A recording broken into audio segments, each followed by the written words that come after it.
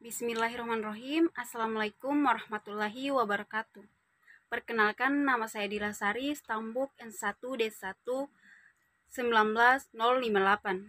Saya dari Program Studi Sastra Indonesia, jurusan Bahasa dan Sastra, Fakultas Ilmu Budaya, Universitas Halu Oleo. Di sini saya akan mempresentasikan makalah kami yang berjudul Berbagai Variasi dan Jenis Bahasa pada Mata Kuliah Sosiolinguistik. Lebih dahulu kita akan mempelajari mengenai variasi bahasa. Variasi bahasa merupakan penggunaan bahasa menurut pemakainya yang berbeda-beda menurut topik yang dibicarakan, menurut hubungan pembicara, kawan bicara, dan orang yang dibicarakan, serta menurut medium pembicaraan. Claire dan Agustina pada tahun 2010 dalam bukunya yang di halaman 62 membedakan variasi bahasa menjadi 4, yakni pertama variasi dari segi penutur, kedua variasi dari segi pemakai, ketiga variasi dari segi keformalan, dan terakhir variasi dari segi sarana. Variasi dari segi penutur. Variasi bahasa dilihat dari segi penuturnya terdiri dari 4. Pertama, idiolek.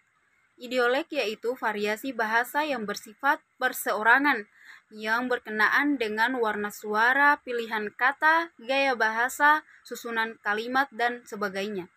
Yang kedua, dialek, yang merupakan variasi bahasa dari sekelompok penutur yang jumlahnya relatif, yang berada dalam satu tempat, wilayah, dan area tertentu. Yang ketiga, kronolog atau dialek temporal, yang merupakan variasi bahasa yang digunakan oleh kelompok sosial pada masa tertentu. Dan terakhir, sosiolek. Sosiolek atau dialek sosial merupakan variasi bahasa yang berkenaan dengan status, golongan, dan kelas sosial para penuturnya. Kita akan masuk pada variasi dari segi pemakai.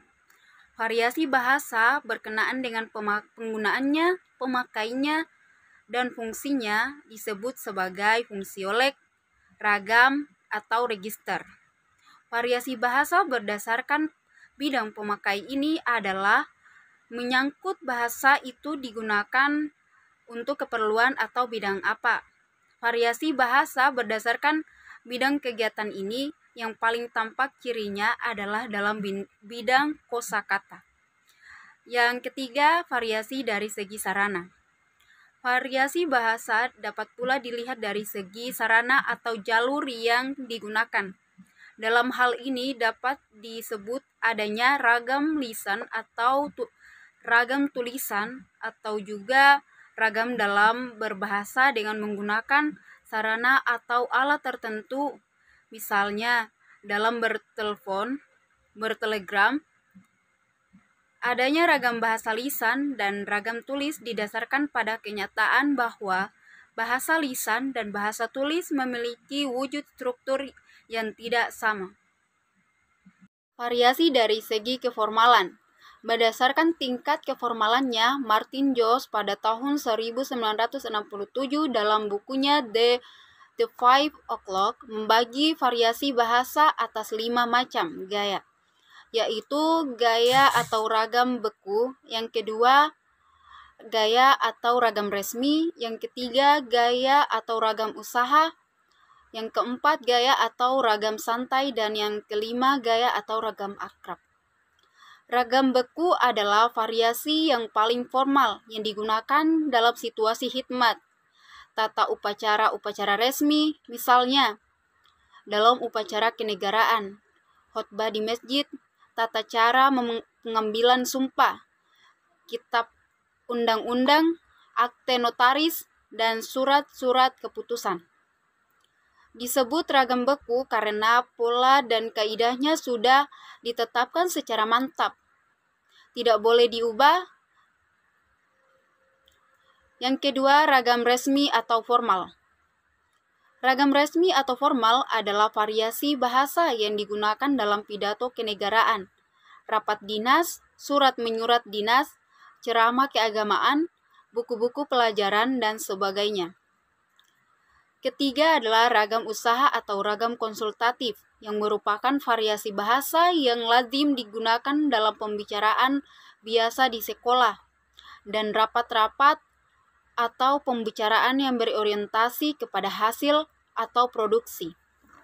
Selanjutnya adalah ragam santai. Ragam santai atau ragam kasual adalah variasi bahasa yang digunakan dalam situasi tidak resmi untuk berbincang-bincang dengan keluarga atau teman karib pada waktu beristirahat, berolahraga, berekspresi, dan sebagainya.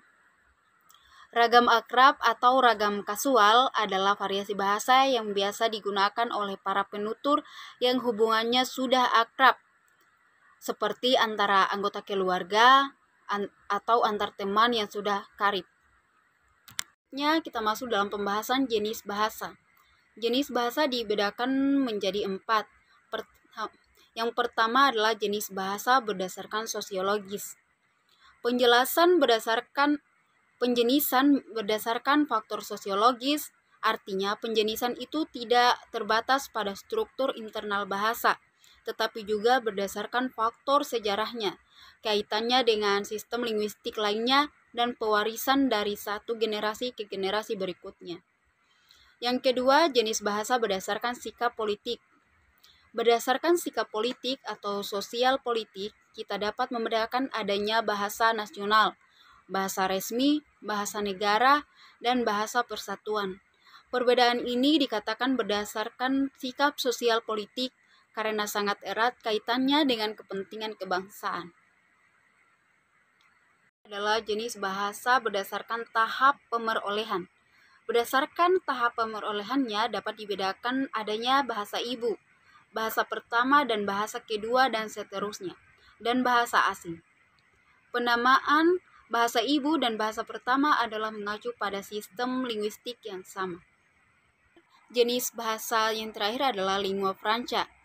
Lingua yang dimaksud dengan lingua franca adalah sebuah sistem linguistik yang digunakan sebagai alat komunikasi sementara oleh para partisipan yang mempunyai bahasa ibu yang berbeda.